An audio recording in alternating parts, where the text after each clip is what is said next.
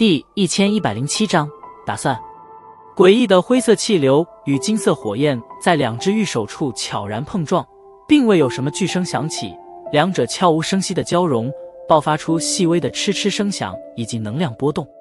这突然的变故也是令得一旁的黑衣老者二人一惊，连忙踏出一步，有心想要出手，但在迟疑了后又是停了下来，目光仔细地在小医仙身上扫了扫，眼中掠过许些惊异之色。后者容貌气质即便是比起薛儿也不遑多让，而且最令得二人讶异的还是小医仙的实力，如此年纪的斗尊强者，